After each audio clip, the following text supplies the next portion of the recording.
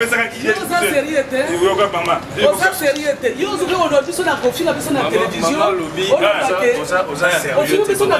maman, jamais. Non. C'était maman. Non, fais ça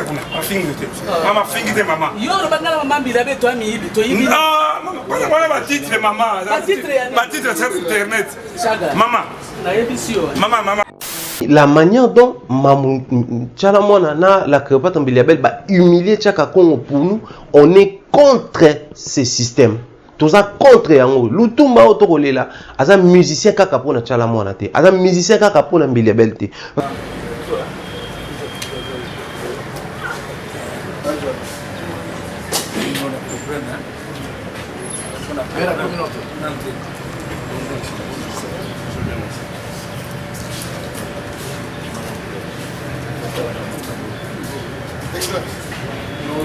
Ah, ça va. Tu n'as pas pu obtenir.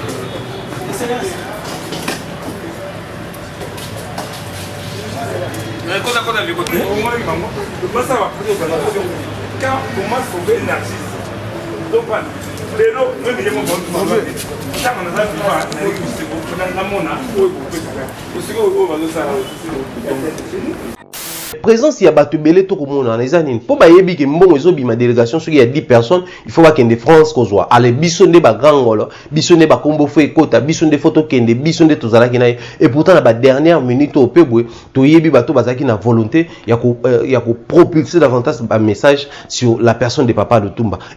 Ceux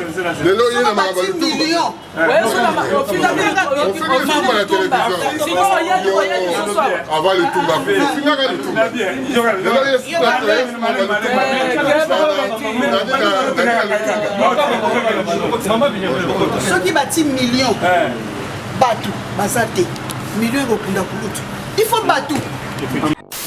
Mais pourquoi il faut les mettre à l'écart? Si seulement si nous venons pas pour l'argent d'être qui va mamou pas ko lobawana ke ba millions quand ba millions et mis en haut ba pour ba liambon mais sur ça pour na ba millions te pour na nini to écarter ndeko déjà à organiser makambo ebele ya bongo. Est-ce que tu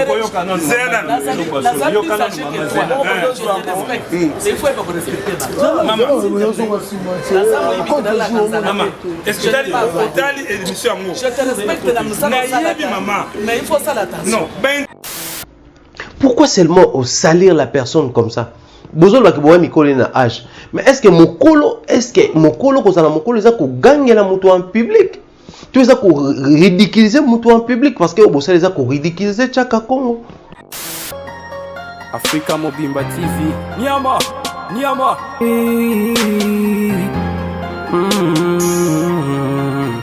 Hey. Africa Mobimba TV. Niama.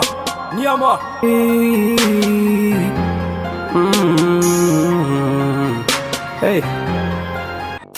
Avant de commencer, n'hésitez pas à vous abonner et à activer la cloche pour recevoir toutes les notifications de ma chaîne. Et n'oubliez pas de me suivre sur les réseaux sociaux Snapchat, Facebook, Instagram et Twitter. Grand merci à tous nos abonnés, bonjour, bonsoir, aimables téléspectateurs, bienvenue chez nous, Africa Mobimba Télévision, la maison de l'excellence de Tolobaka. Nous sommes très heureux, et vous continuer à sa fidélité et surtout confiance dans la chaîne d'attache Nabino Bolinga Kaminga. Alors, le cadre d'émission Nabiso, table ronde, celle mettre à bord Tozoni. Toujours chaque fois il y a souci, chaque fois il y a préoccupation, chaque fois il y a problème, tu as répondre à Robeta Mansolongo Awa parce qu'il y a des si que tu as réfléchir, si que tu as émettre ba idée, puis si que tu as sur la interactivité, na bandeko ba kolanda biso to pesi bino mbote de partout vous nous suivez, nous vous aimons beaucoup au bien on a bino mais déjà d'entrée de jeu, c'est qu'à tout dédié émission où on a Maréchal qui nous suit depuis Dallas donc na restaurant Yolo na Dallas on a restaurant Yolo na katia Dallas to pesi bino tumbote donc restaurant bar boîte de nuit terrasse bisika o bana nyonso ya Afrique bisika o bana nyonso ya Dallas ba ka kokutana pour nous passer un moment qui to bisika pe bo Rolanda biso to lingi bino mingi bien de bonnes choses na bino kuna donc c'est mingi de façon que biso na bino partenariat qui toko. Alors en émission na biso alelo nous allons parler d'une réalité qu'on a constatée depuis un moment na makambo e kolekana na musique na biso. Alors qu'est-ce que nous voulons dire aujourd'hui dans cadre émission oyo? Vous allez remarquer tant makambo ya liwa ya Papa Lutumba et bandaki to meka ko accorder ba interview to salaki na cadre ya ko meka ko proposer ba idée na cadre ko yo kapé bato balingaka ye ba fanatique na ye. Je crois le projet n'est pas encore achevé parce que nous avons dit que nous allons réaliser cet élément disons les interviews dans 24 communes et villes en Kinshasa jusqu'à tout dans 2 communes toi qui lié normalement problème qui matériel mais vu qu'on a arrangé la situation donc bientôt là toujours répondre là na biso et on continue ba commune mususu mais tant to salaki mission na biso na commune ya Lemba, vous allez remarquer, ils ont un décomoko à Pesarabiso comme une révélation. Abiba deuil ya ba musicien mingi komara welela simba tika tika.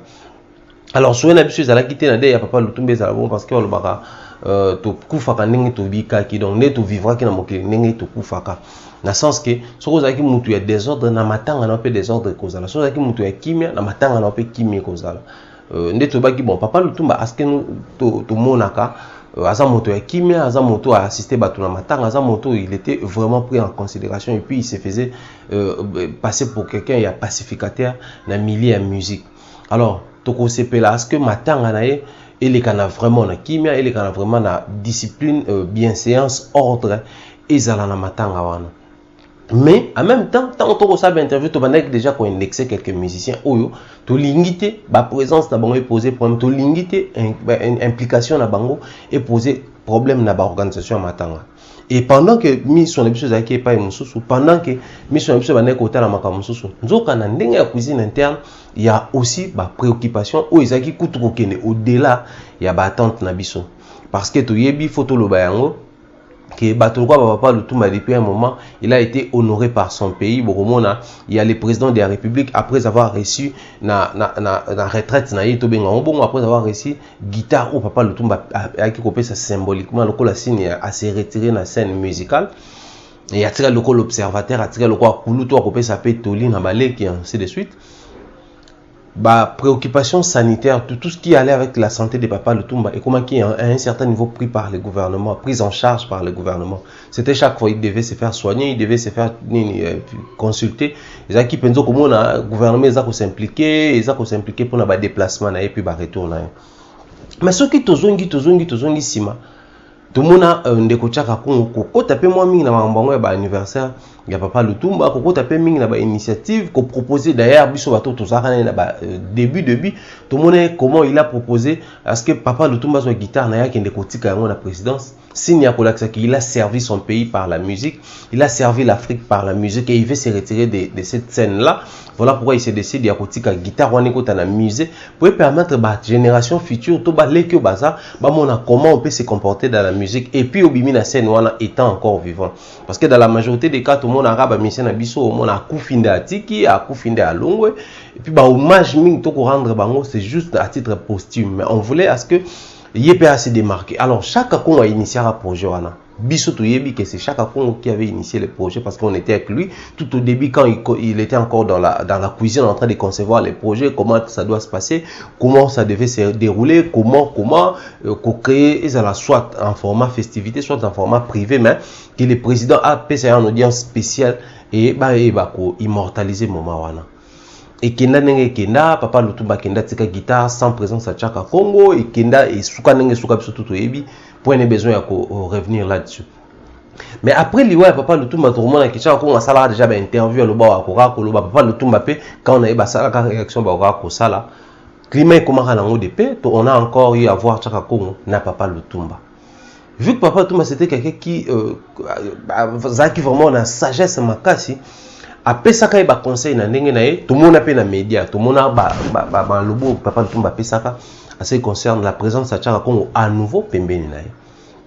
Alors, si Lewa Papa Lutumba Chaka Congo était présent et pas na ye, comment que le gouvernement faisait en charge, organisation, makambo belé. Dès que ko ya na bisika ou biso to kutani lelo pour tout mettre un tout petit peu ko lobela yango parce que Chaka Congo aujourd'hui to royate pour tout ça la publicité na ye. Moi encore tout ça la contre-publicité à artistes et musiciens mususu mais nous voulons que les artistes puissent voir là où il y a les vrais intérêts ba comment porter regard mususu ba comment prêter attention mususu parce que les lots être artiste et musicien ou contribuer à la culture ya mboka na il ne faut pas seulement être connu de tous. Tout il faut à la télé les artistes et akala mais vous avez quand même un succès, vous avez quand même une œuvre belé, vous avez lobby, vous avez l'actualité. Il faut prêter attention. Mais artiste, nous sommes artistes. Alors, regret n'est pas sûr que la qui analyse un peu que c'est basé avec beaucoup plus penchant un peu à côté regret, l'élément tout côté la Bolanda. Donc, suivez cet élément, tu vas se retrouver tout juste après l'élément et puis tout fond là, bah brèche nous sommes déjà prévu tout fond là, l'émission n'a pas aller là. Suivons cet élément.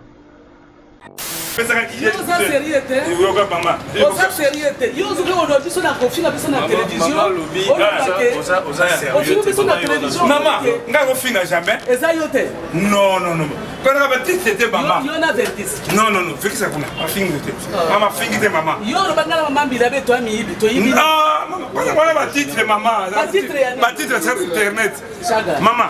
Maman, maman, maman, ça moi. Est-ce que vous voyez canon?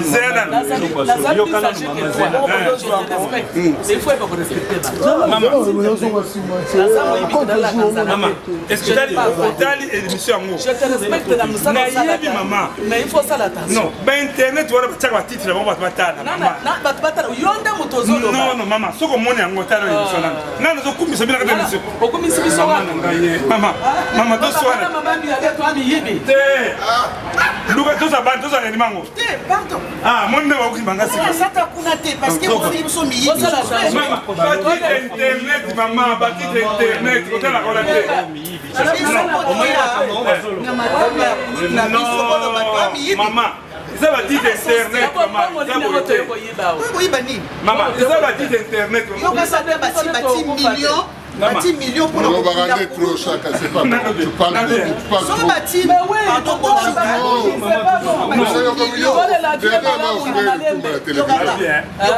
au final, il tout à la télévision. Le lot, il y a un million. Au final, il tout à la télévision. Avant le tout, au final, il tout.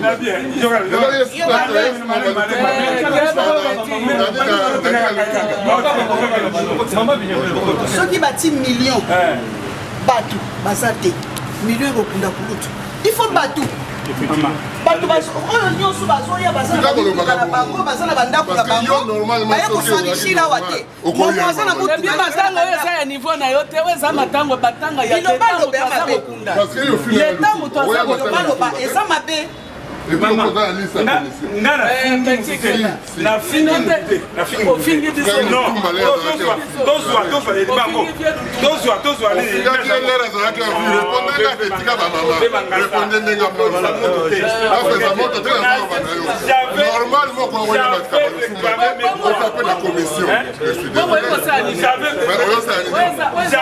réclamé mes droits. Droit. Non, maman, je te respecte dans mon salon, mais il faut pas respecter. Maman, na fingi mutute. Soyo kanisa batu bakufa poli ha bakufa. Non, ngade mbongo te. Na mbongo mutute. Batu ne bayawa, bakayawa. Non. Batu ne beko ngane mbongo malutumba ngai te. Ah bon, j'espère que vous avez compris.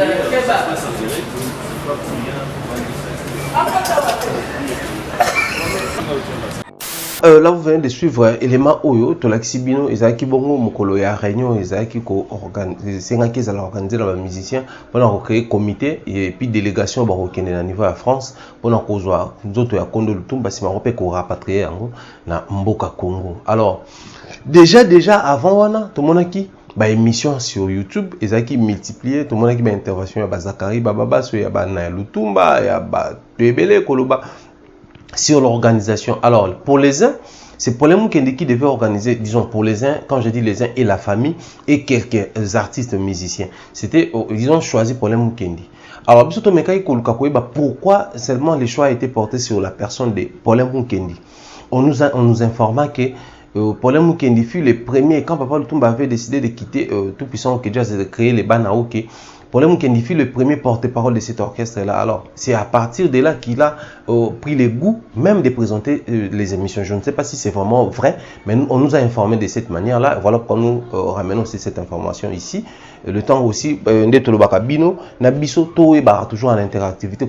Donc, si c'est une vraie information, Boelibiso, pour enrichir son preuve, ça sera une très bonne chose. Alors, il s'est fait que Paulin Mukendi, et c'est de là, même carrière n'a étant présentateur des émissions et puis donc il doit sa réussite et sa réussite et sa carrière, il doit ça à Papa Lutumba. Voilà pourquoi, vu la confiance que la famille de Lutumba a sur la personne de Paulin Mukendi, ils ont porté aussi leur choix sur lui. C'est comme ça que Baba qui Paulin Azalabongo lokola organisateur principal ya matanga wana. Et puis d'un côté, c'était bien, mais de l'autre côté aussi, tout le monde qui a un malade. Pourquoi? Parce que Paulin Mukendi, il est fort en événementiel. Boyebi mwana mboka, boyebi face B, boyebi activité belé. Paulin Mukendi a réussi à organiser comme événement parce qu'il faut tout le bayango. Liwa ya icône monene lokwa Lutumba Simaro, liwa ya moto monene lokwa Lutumba Simaro. Ils ont mérité le mois à festivité. Vous savez, les obsèques de Papa Mbelekana tellement qu'ils toquent aussi de Lutumba Simaro, au moni ba obsèques ya bato belenge le Papa Tabula aussi. Tout le monde qui est à la naba trampoana. Quand même bandeko ba kouta libanda Congo ba kouta mikili mususu tant ba kokoma ba mona ke to kolera icône na biso. Mais tout pécier ici canaille. Mais aussi de l'autre côté, on avait dit s'il y a une meilleure manière il y a qu'à organiser matango c'est il y a qu'à dénigrer bateau mususu. Parce que quand on organise, il faut tout capé A, il faut tout capé B, tout capé C, biso le quoi ba organisateur, tout sangisa makanisi wana nyo so peut permettre biso tout réussir organisation na biso ya matanga. Alors, mais de l'autre côté, ça là qui peut que bon, il fallait quand même organisation et salama. Bato babande ko indexé pe Tchaka Congo. Ah lui au moins il a les soucis il y a ko sunga ba artiste. C'est depuis la nuit des temps qui tant a créé qui Asbel artiste en danger. Dès comment que chaque fois musicien, peintre parce que tu es biso to kenda kota la Papa Loufoaza bon sculpteur, to kenda kota la et tout le monde comment Tchaka Congo abandé ko s'impliquer, il était au four et au moulin pour chercher à ce que moto a ça la biso que quoi fikine. Je m'excuse, moto a bon malade, a bon en condition bien été vu le poids de l'âge aussi parce qu'à sa moto 3e âge, tout y est battant soit peut qu'on apporter soutien à eux. Tout autant là wana te tu bato belé ba joueur, bato belé à kalo ba kuta na ba état ba maladie chaque kon wa sala ba relais entre famille na ministère, entre famille na gouvernement, entre famille na ba yo bazana ba possibilité to benga ba mécène de façon que ba meka ko sunga moto wana n'état de santé na. Alors pour nous qui sommes encore vivants, to yebi comment chaque kon se met na les mains na bout pour chercher des solutions. Tolobaki est important qu'il soit aussi inclus dans kati ya makambo wana. Au moins il sait comment procéder na ba contact musuning basoka. Wana to en tout cas to kende gauche droite to même na liwa Marie Missam combien ba ministère bazaki na confiance ya Tchaka Congo. Certes bande ko recevoir frère Patrice Lokola président de l'AMC c'est ya ba mission chrétien mais bazaki souvent ko exiger présence ya Tchaka Congo. Parce que batwana quand les batailles à TV, quand les batailles à YouTube, ils savent combien Tchaka Congo a actif na makambo ya ba artiste. Surtout ba ko bela, ba bazana ba problème, tout le monde a makambo ko dioko, tout le monde a makambo ba te bele. Oyo to ko ikotanga lelo Tchaka Congo a réussi ko sala yango pe ko sunga bango. Oyo ata moto moko te azwa volonté wana to initiative ya ko sunga bato wana. Moi je me pose toujours la question de savoir s'il faut tout réfléchir par ensemble en anglais. Moto Oyo a initié projet, par exemple, artiste X Azobela. Na santé na ezo senga, soin na $1,000. Na soin na wana, tant basali projet, il faut au moins tout luka $1,500 pour na soin na eba maramutu. Mais dans cas tu ne faut pas oublier frais immobiliers, il faut pas oublier transport, il faut pas oublier rafraîchissement, il faut pas oublier crédit à bateau maramutu. Ce qui est inclus en na carte.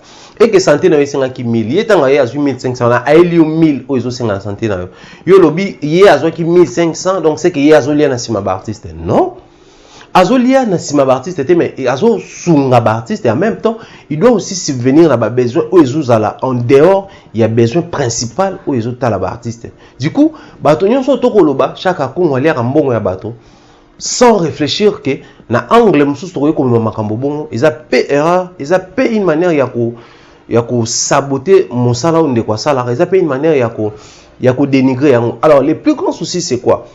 Bande komi balé misat o balinga mingi ko dénigrer mon salaire na bazoka ba initiative te ba ya kana ba proposition te ba e baraté que bato bazana besoin il faut tout sunga bango. Alors en lieu place ya ko indexer ko accuser bato injustement que bazolia mo na sima ba artiste il faut alongwa ba artiste il est mal poli, il est mal éduqué alo baramabe oui to yebi ve Tchaka na ba franc parler na ba langage na un peu plus direct envers bato mais to yebi que c'est quand même quelqu'un o lelo toujours devoir beaucoup plus de respect, beaucoup de considération, bah hommage belé parce que il a aussi milité pour la santé à Batebele, pour la valeur à Batebele, surtout pour les artistes tout ça on a oublié, pour les artistes qui part à Makamona Bangote, pour les artistes tout le monde a besoin mérité parce que les lots na Congo to classe bateau besoin mérité, na bateau besoin mérité selon ba choix na biso, selon ba ambition na biso, selon ba goût na ba couleur na biso moko.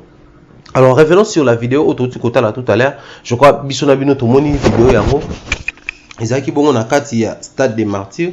Bisika wapi réunion ezaki organisé entre artistes et musiciens pour na kupona moto il faut bazala bongo ba kende na délégation ya ko rapatrier nzoto ya Papa Lutumba.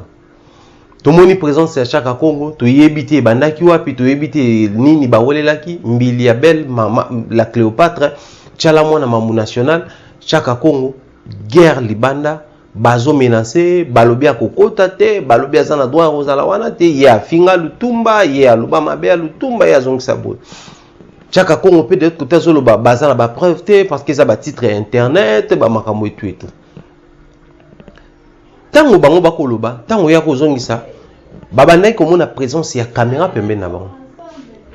Il savait qu'il y a une caméra, il y a des caméras parce que chaque fois réunion on est au Salama, chaque fois on organise des réunions en ce qui concerne Mamba Papa Lutumba, il y a toujours des caméras qui se pointent parce que bateau de part et d'autre bakolanda vraiment on a besoin aux aller informer sur l'évolution et à obsèque quand est-ce que comment et qu'on allait organiser comment combien de jours et exposition et puis bakokunango wapi et qu'on allait exposer wapi.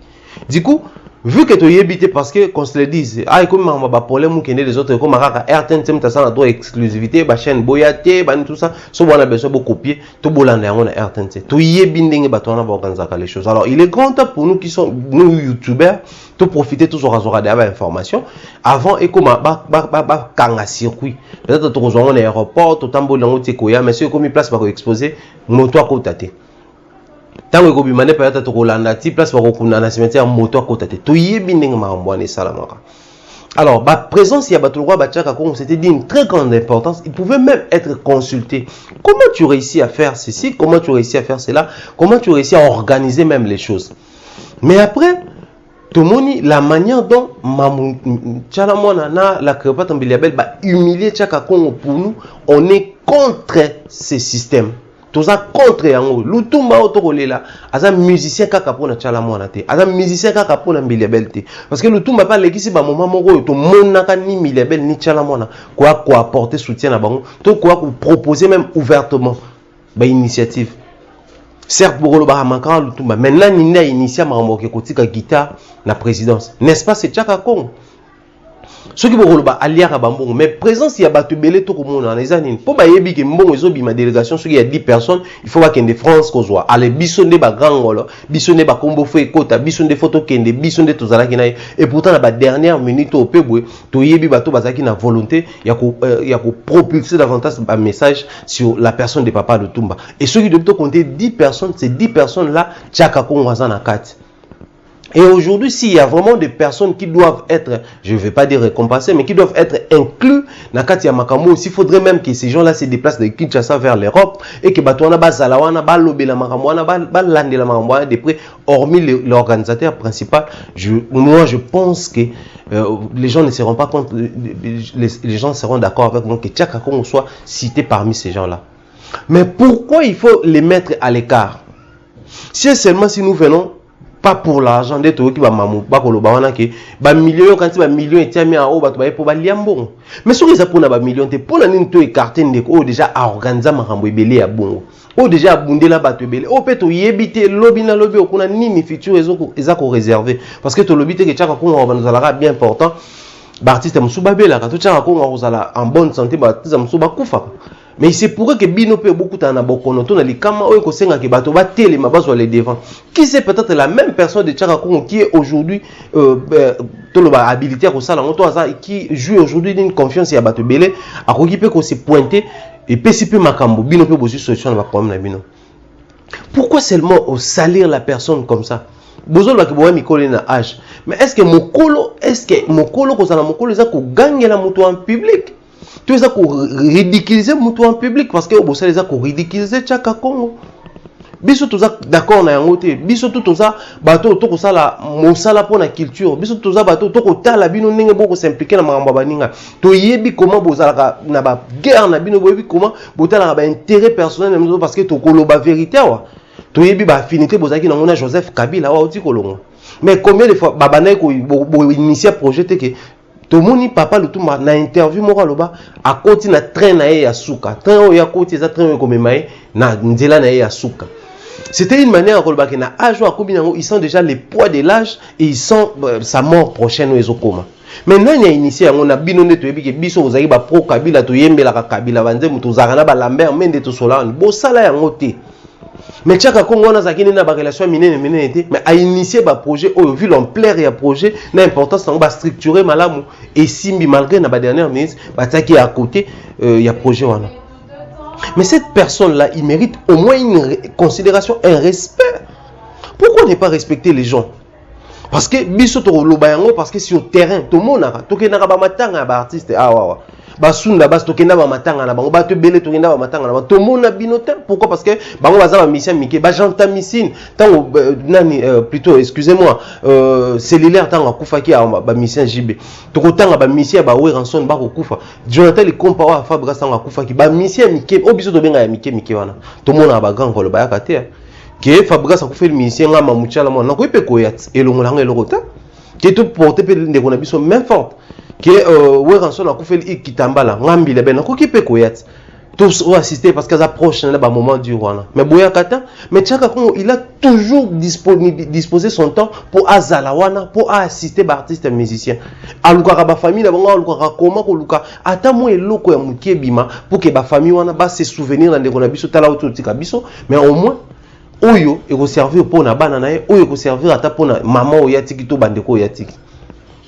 bandeko ebele boko ta makela na bosala en tout cas o to kolanda na media o to komona ndenge bo humilier ndeko to sepeli na yango te to sepeli na yango te c'est une très mauvaise manière de procéder car ces gens o bino boko minimiser bango ni ba la rapproche ya ba musicien mais surtout que peut pas imususu lelo oyo ba musicien certes organisation ezo salama parce que il faut tout le bayango bolobi que ça gouvernement m'a organisé yango na moni bato mususu akopé ça exemple que non pourquoi Tchaka Congo accueilli na makambo ya papa Liolo te ezande kozanga information parce que na makambo papa Liolo Tchaka Congo pas kendaki azwa ki pe ba information ko kozwa asali pe o ya ko sana démarche mais seulement les circuits est tellement fermé que les gens on a comme l'impression les gens préparaient déjà ces obsèques là parce que dès les premiers jours il y a liwa ya papa Liolo biso to kendaki na ndako na bisiko wapi to kutaki bato bazala kawana ba biso en tout cas awa il y a aucune organisation jusque là vous allez remarquer au catafalque ton tardant le côté parce que bana nyonso moi si bazana Autriche bisika matang eza organisé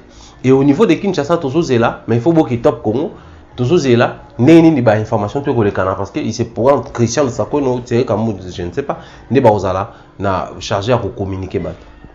Mais nous, si on a parlé avec le vieux Tchaka, tu comprenais qu'il est suffisamment informé sur ça. Il sait ce qu'il faut faire ensuite pour les artistes. Mais na bateau bakoya ko ba mama papa Lutumba si Tchaka se pointe c'est parce que c'est d'abord à la base un artiste musicien mais aussi bazaki qui proche tout le monde na ba vidéo bangambe belé bazaki sika moko ko sola ko seka bazaki pena bateau ba mesana ki pe mingi pembeni Tchaka yemba nzembo Lutumba ta Tchaka Congo beta na bana oketa Tchaka Congo eloko ta lelo même bato musu ba ko mituna pourquoi manda aza mise à part na makambo bon to éviter peut-être na délégation à Rokende yango poto ngo to sutukela lelo ko wela Rokende to ke ka to zu corps to zo ngina pourquoi pas to tika ndeko azala inclus na carte et puis lelo to yebi na makambo ngo pe ya ba obsèque il est quand même parmi bato Tchaka Congo ceux qui azu sala makambo ba obsèque bato batala ka ngo pe mingi ceux qui a se pointer parce que lelo tout ça a besoin large diffusion ezala tout ça a besoin information circuler tout ça a besoin bato baye bapenda boni organisation ko sala ma boni makambo e ko tambola mais pour ce faire il faut que bato ba ko tambusa sango malamu parce que vous vraiment c'est important les loto banda kolela moto aza rassembleur na ba discrimination to banda kolela moto aza rassembleur na ba séparation to banda kolela moto azala ki rassembleur na ba choix que oyo azala te parce que loko bandi boto yebi ndenge bosuka kanango et ko banda Chaka na matanga loko alinga kite baya kuna boye pa ba influencer bana papa Lutumba ba influencer bana boye bazonk si boye et comme même jour en auto exposer corps bango ba kotate bango baza bato ba finga ke parce que comment est-ce possible Lutumba na nzembo yemba moya azalaka na monguna te. Mais bino bokoya nisika matanga bo bakino afinga ka papa Lutumba. Afinga ka yini. Soki lelo muto lobi ke ba to sala ki organisation biso nyonso. Ngam na initiaki projet. Tango ekomi na bisika ya ko to po bolingi to toucher point na to toucher yango. Ekomi na tango ya ko déposer guitare parce que to yebi mbongo ebimaka na présidence. Bozu mutu botie à l'écart. Soka lobi bongo za ko finga. To bino bato boko so les devant lelo. Nenga to yebeli bino soza ki bino bo initiaki projet wana ke bana na bazu les devant batie bino à l'écart. To chaka zui les devant, chaka kongo zui les devant, atie bino à l'écart. Mbiliabel chala mwana. Bolinga bo sepela na likambo wana te. Bolinga bo sepela nango te. De même bandeko tout. Bolinga bo sepela nango te. J'aimerais tout revenir sur les bonnes bases, tout revenir sur nous, tout soit conscience que moto a koufi atike biso maloba ya richesse ebele, atike biso ba pensée positive ebele, atike biso réflexion pe connaissance ebele, et il a prédit sa mort. Il faut le dire comme ça, papa Lutumba avait prédit sa mort, il ne voulait pas parce qu'après sa mort, désordre et salama, batoba kabwana, batoba zala ya kopanzana. Mais après bon, moi je ne sais pas ndenge to memelango, bon. Ce que vous allez que moto alobi vérité alobi mabe wana to komi ko fonctionner mabe parce que pour boza mikolo ya chaka kongo nde soki ya lobaka vérité quelconque et que bino boye bo bimisa loko la manquement loko za mikolo photo ndima poto yebi procéder na biso ndezala devant mokolo mo mkia sala na tort mais na ka oyo to ko réfléchir loko la bateau to ko loba loko la bateau mitu eso sala chaka kongo za na tort et il est vraiment important, très important même que chaque Congo azala inclus dans l'organisation parce qu'il maîtrise certains points. Oyo aloba yango tout le monde peut ba matanga ba tumsusu oyo bataya à côté de l'organisation, tout le monde ba échec nango, tout le monde ba fiasco nango. Et pourtant lui il voyait ces points là bana koloba que non côté boy tout le monde a bato beaucoup plus pour bon côté boy tout le monde a bato négliger aspect oyo to anglais oyo je mérite tout tenir compte nango. Mais vu que pour na biso to bimisa yeso ka na matanga ayaka koluka mbongo ayaka ko senga mbongo et suka kanenge suka kawana. Alors moi je me reste que pour na makambo ya papa Lutumba toujours allons sur les bonnes bases. La dernière minute chaka ko pesé beaucoup, il a beaucoup contribué na makambo ya ba organisation na makambo belé tout tikaye à la présent. C'est vrai, vous êtes choisi un organisateur principal, vous êtes choisi bato baza fo basala makambo et surtout que l'argent ezo uta na ba poche bato te ezo uta na mbongo gouvernement. Je me reste que makambo papa Lutumba le kana kimia ba obsèque le kana paix et puis bateau baza censé à kosala quelque chose basala. C'est pas parce qu'on est artiste et musicien d'être obligé ya ko côté dans l'organisation. Non.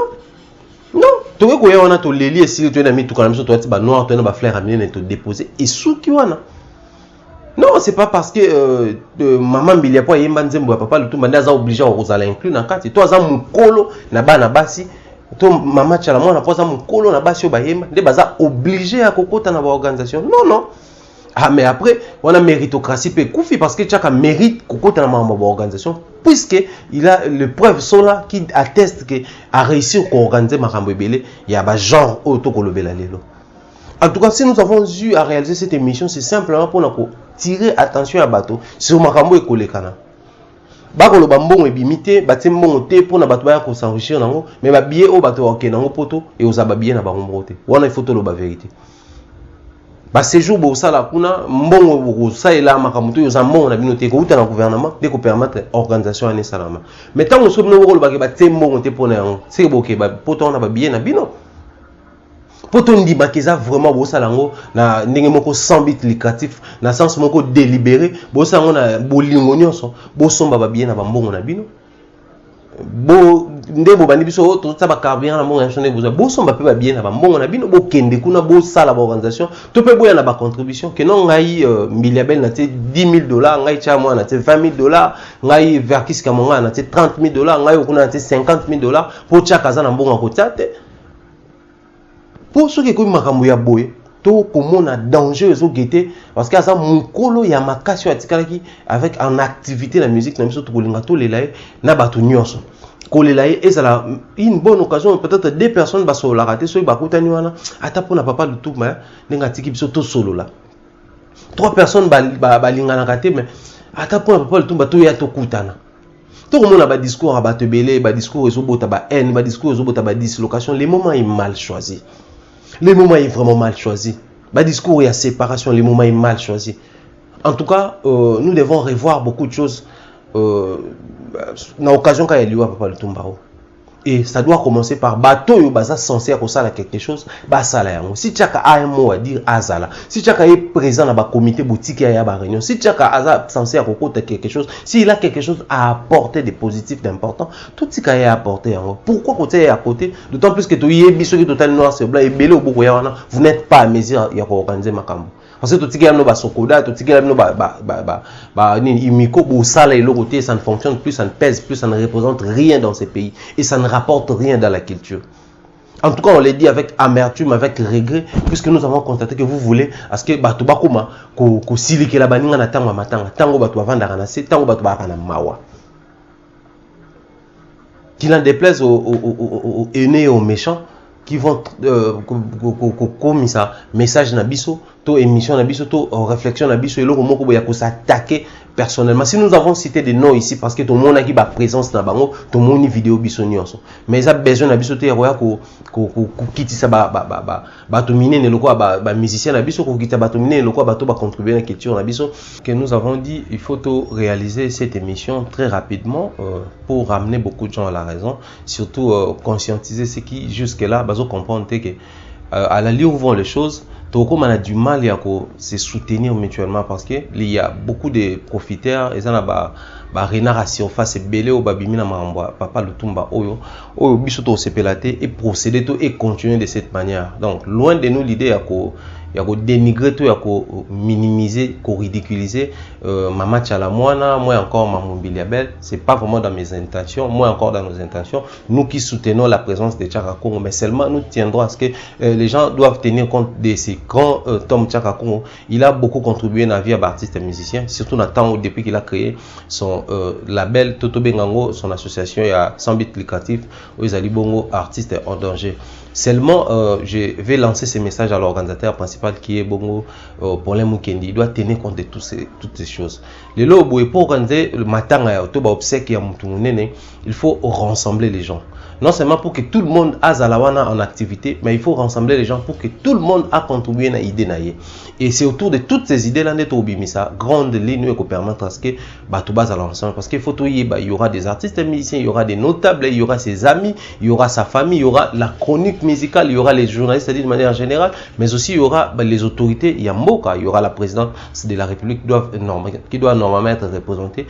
Sûrement, il y aura l'ancien président Ouazaki Pebongo depuis un moment présent dans Maramba Lutumba parce qu'il faut beau se rappeler Joseph Kabila tant à bas dans le livre mais Lutumba baza parmi bateau Betaka. Voilà pourquoi vous justifiez dans ma temps il y a Lutumba tout le monde a peut-être présence il y a ancien première dame, tout ancien président de la République. Alors il faut tenir compte voir aussi comment réussir l'activité na bateau déjà basala c'est important de consulter bateau déjà basi ba activité pour que biso tout réussir ba activité tout ça en cours tout sala. Donc moi je tiens vraiment à rappeler les gens que la présence de Tchaka Congo ceux qui to marteler pour que ezala pour ezaka kana ba émission oyonde ya ba internet nde bateau belé ba réussir ko zo ba mbongo par les canaux ya Tchaka Congo nde bateau belé boko tala biso besoin pe confiance pour pesa na Tchaka Congo botindela ba mbongo pour que aya ko soutenir ba famille ezala éprouvé tout le monde yango na makambo ya mama moi c'est Kondo Pepe Kale OTP récemment kotika biso combien il a reconnu visiblement publiquement ouvertement